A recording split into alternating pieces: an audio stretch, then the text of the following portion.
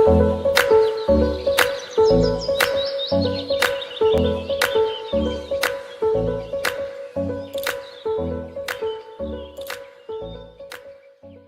remnants of Subtropical Storm Alberto spread into the Great Lakes region, people are keeping a weary watch on dams and hillsides as rains from the storms have triggered floods and mudslides in the Appalachians of the southeast. So far, 4 dams being closely watched by a state team of special engineers were holding up, North Carolina Governor Roy Cooper said Wednesday. But Cooper went ahead and declared a state of emergency for his hard-hit mountain counties, saying the forecast for the rest of the week calls for isolated heavy rainstorms that could instantly cause flooding in areas that have had 20 inches, 50 centimeters, of rain in the past 15 days. "I'm urging people to keep a close eye on forecasts," Cooper said.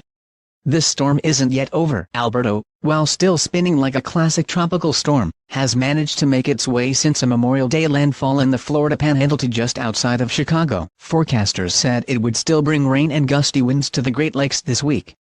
Alberto's heavy rains have been widespread. Scattered flooding was reported in several states from Alabama through Tennessee, Kentucky, Illinois, the Carolinas and Virginia and West Virginia. In Hopkinsville, Kentucky, high winds and heavy rains gave Sherry Key a fitful night's sleep. "I have dogs and they're terribly afraid of storms, so they were on top me all night," said Key, an airport office manager. The worst of the flooding was in the Appalachian Mountains. Up to 7 inches, 18 centimeters, of rain caused flooding in Helen, a mountain town in Georgia, the National Weather Service said. Atlanta station Waka TV reported that several roads near the downtown area of that German-styled tourist destination were shut down because of the rising water. 2 deaths had been reported during the storm's passage.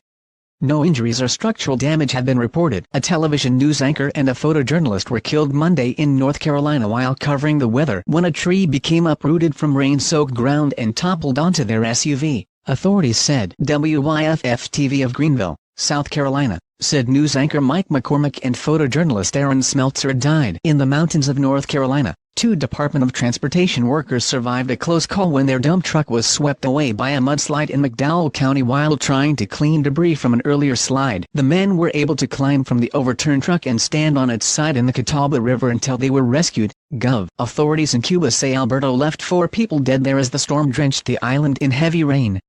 Cooper said. Interior Minister Julio Cesar Gandarilla said late Tuesday they died as a result of recklessness during the storm. He gave no details. The deaths occurred as authorities worked to contain an oil spill in central Cuba's St. Fugos Bay that followed the flooding of nearby oil refinery. Associated Press reporter Jack Jones, also in Columbia, contributed to the story. Collins reported from Columbia, South Carolina.